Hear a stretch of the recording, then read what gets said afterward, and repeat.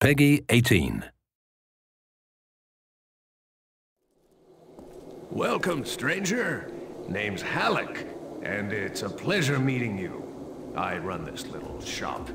Got enough supplies here to keep you alive and fighting. Rage, at its core, is a first-person shooter. These other elements like racing and vehicle combat, they're additive to the experience. But it's important not to get confused by really what we do. We're id, we make first-person games. You know, when you pick up the shotgun and you shoot a bad guy, you know what to expect.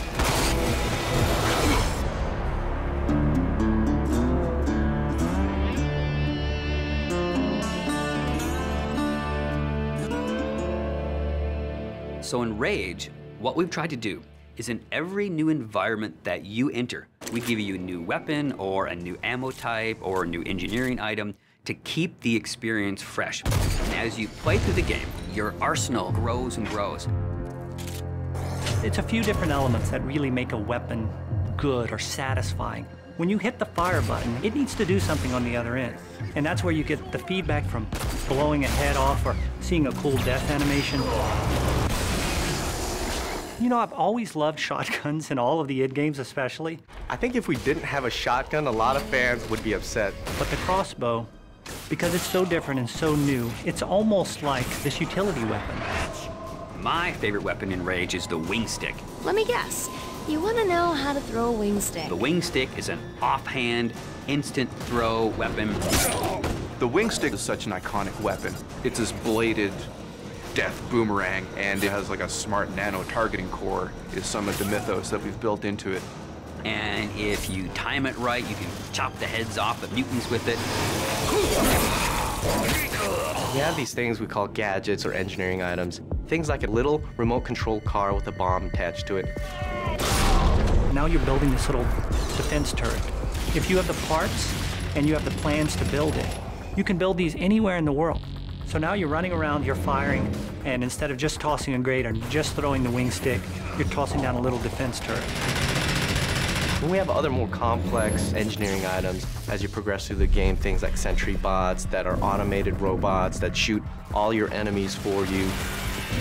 If you utilize some of the other gadgetry items, you can make it a thinking man's game. But it doesn't stray too far from our core mechanics. It's one button. It all follows the same principle.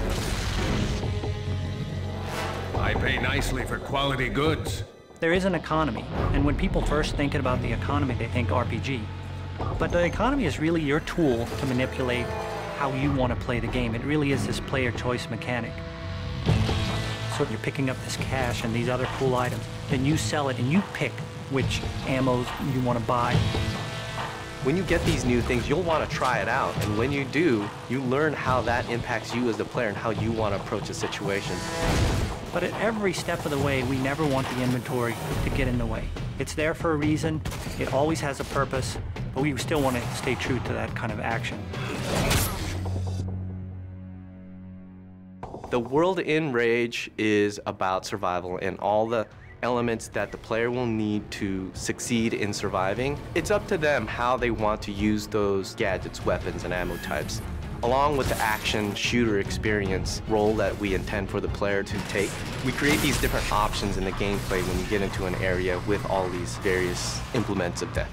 Or, you know, you may not want to have any strategy. You just may want to kick in the door, pull out your big shotgun, and start blasting away at the bad guys. We really give players the opportunity to engage the enemy AI in the way that's best for them. And we feel that that adds a lot of life and replayability to the game.